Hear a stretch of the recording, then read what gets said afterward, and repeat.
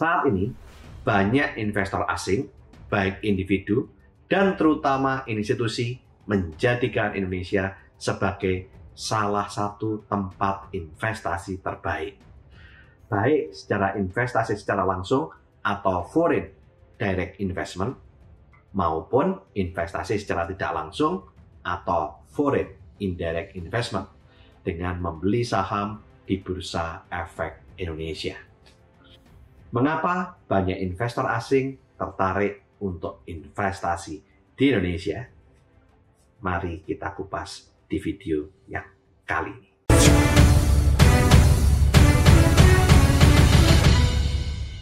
Perlu kita ketahui, investor asing ada dua jenis, yaitu investor individu dan investor institusi. Institusi asing ada dua jenis juga. Yang pertama, institusi korporasi asing yang cenderung investasi jangka panjang dengan membangun pabrik atau membeli saham untuk pengembangan bisnis atau akuisisi perusahaan.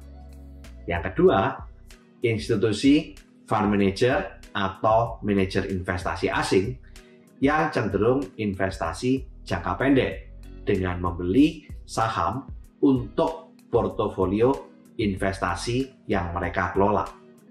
Dana mereka ini sering juga disebut dengan dana hot money.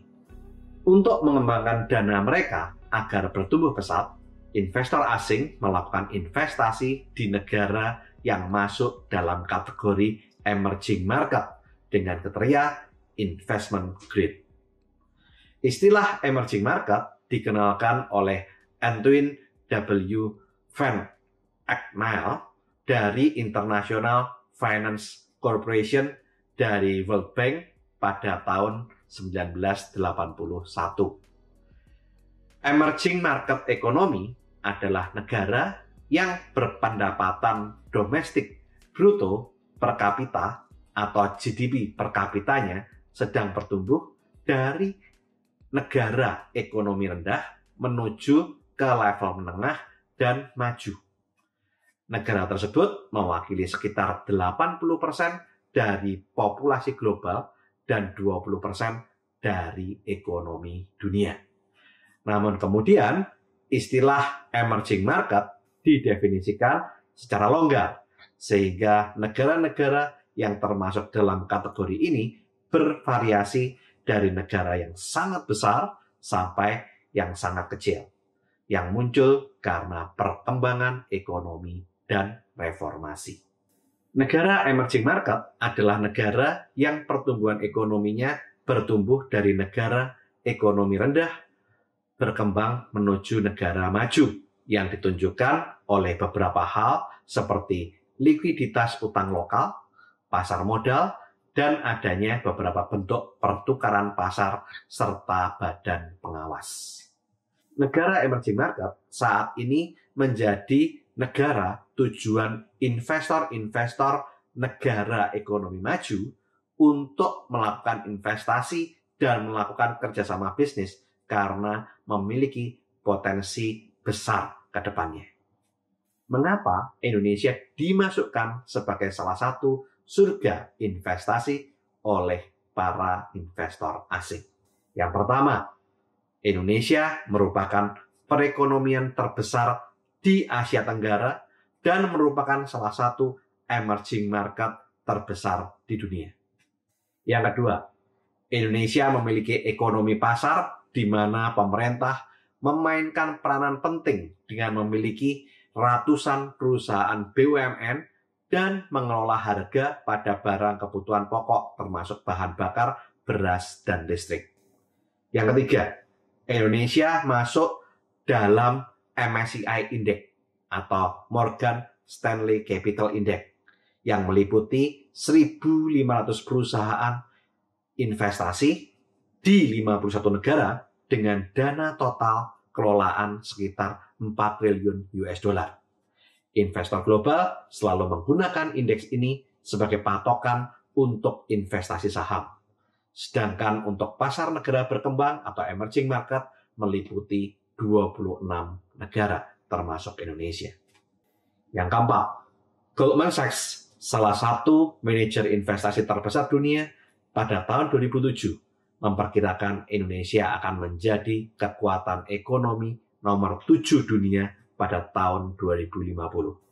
Yang kelima, Indonesia merupakan anggota Group of 20 atau dikenal dengan nama G20, yaitu forum utama kerjasama ekonomi internasional yang beranggotakan negara-negara dengan perekonomian besar di dunia yang terdiri atas 19 negara dan satu lembaga Uni Eropa.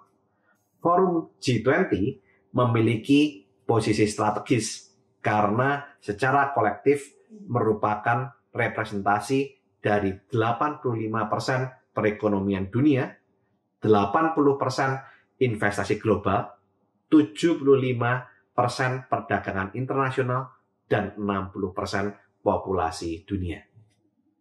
Forum G20 mengadakan konferensi tingkat tinggi tahunan mulai dari tahun 2008 dengan partisipasi dari masing-masing kepala negara dan pemerintahan.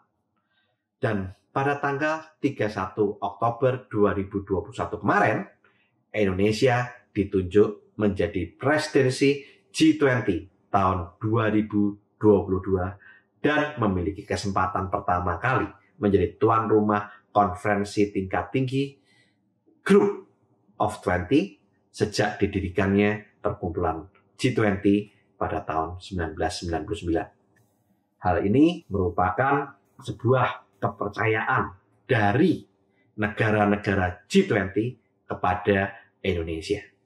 Yang keenam, Indonesia menduduki peringkat investment grade dari 3 lembaga pemeringkat efek dunia.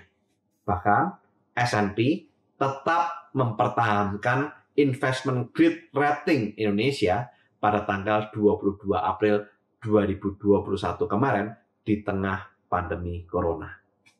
Yang ketujuh, menurut survei dari Global Intelligence Alliance atau GIA, Business Perspective on Emerging Market 2012 sampai 2017, Indonesia dinobatkan sebagai 5 besar pasar teratas kategori emerging market utama dunia, di mana bersama dengan Brasil, Rusia, India, Cina, dan juga otomatis Indonesia.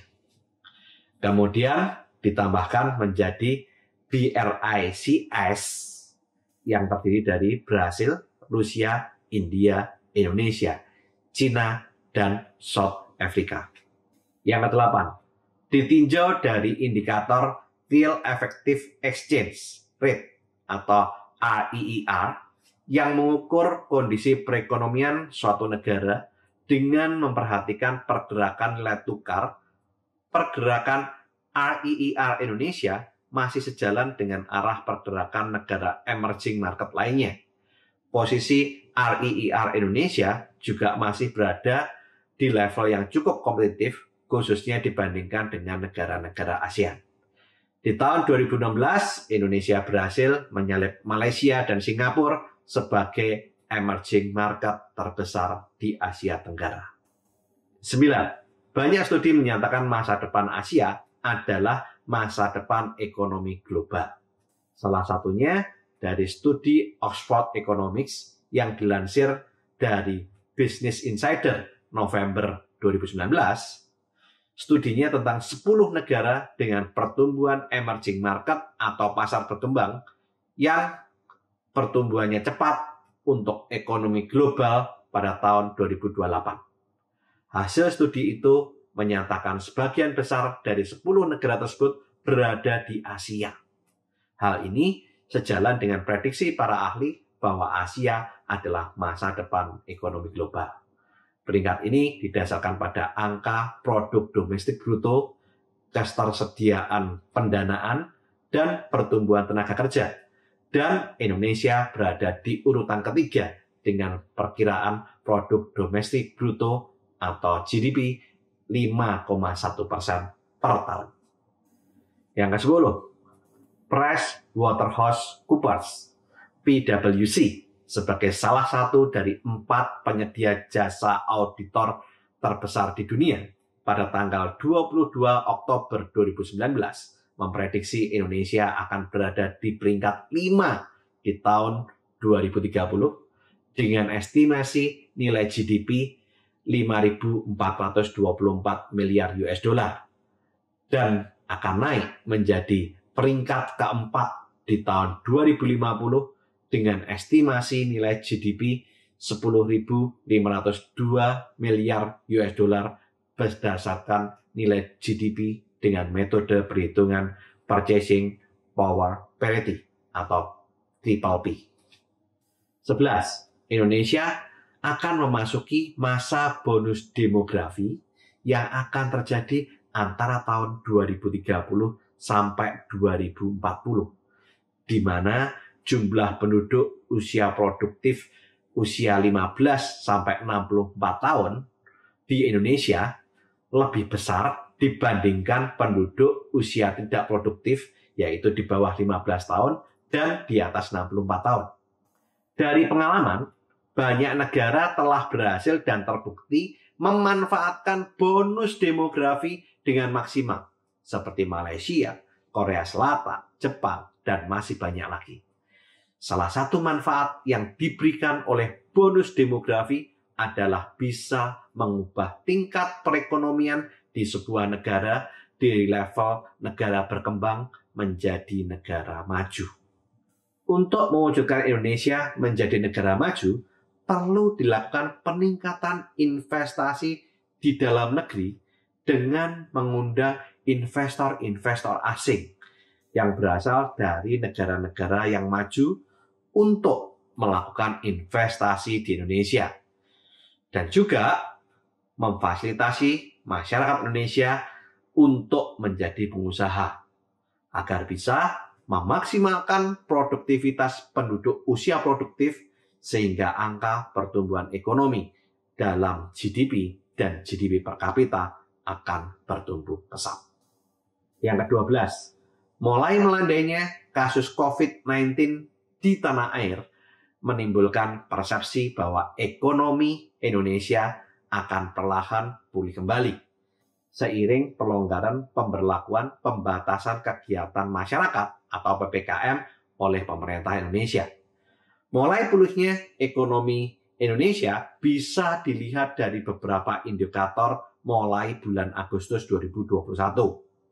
Yang pertama, penjualan retail di Agustus mulai meningkat, tercermin dari Mandiri Spending Index naik ke level 95,6. Yang kedua, aktivitas manufaktur Indonesia sudah kembali ke zona ekspansi yang dicerminkan oleh Purchasing Managers Index atau PMI yang mana berada di 52,2 pada September 2021, naik dibandingkan bulan Agustus sebesar 43,7. PMI menggunakan angka 50 sebagai titik awal. Jika sudah di atas 50, maka artinya industri sedang dalam fase ekspansi. Sektor manufaktur adalah sektor penyumbang terbesar dalam pembentukan produk domestik bruto atau GDP dari sisi lapangan usaha. Saat sektor ini kuat, maka prospek pertumbuhan ekonomi di Indonesia juga akan cerah. Yang ketiga, Badan Pusat Statistik atau BPS mencatat neraca dagang Indonesia mencetak rekor dengan realisasi ekspor 21,42 miliar US dollar, melonjak 20,95% dibandingkan Juli 2021 atau month to month. Sementara ekspor naik 64,1% dari Agustus 2020 year on year, lebih tinggi dari konsensus pasar sebesar 36,1%. Ini adalah merupakan nilai ekspor tertinggi sepanjang sejarah Indonesia merdeka. Sementara nilai impor Indonesia pada Agustus 2021 mencapai 16,68 miliar US dollar atau naik 10,35% jika dibandingkan realisasi Juni 2021, month to month, dan naik 55,26% jika dibandingkan dengan realisasi Agustus 2020 atau year on year, di mana ini juga merupakan titik tertinggi sejak November 2018. Dengan demikian, neraca perdagangan Indonesia pada Agustus 2021 kembali membukukan surplus sebesar 4,74 miliar US dollar dan menorehkan rekor tertinggi sepanjang masa.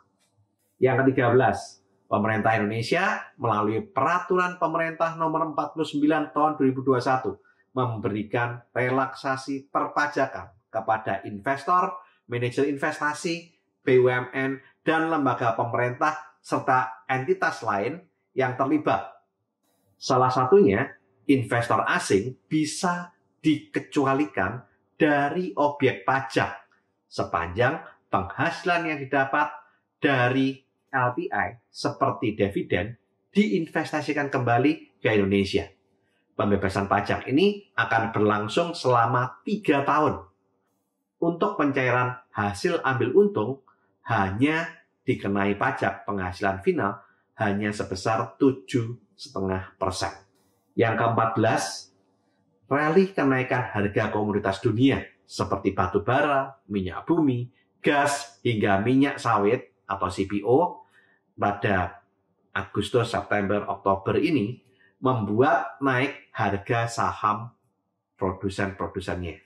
Contohnya, harga komoditas batu bara sempat menyentuh level tertinggi sejak 2008, yaitu mencapai $280 per ton pada tanggal 5 Oktober 2021 yang membuat banyak saham-saham batu bara naik cukup tinggi pada bulan Oktober kemarin.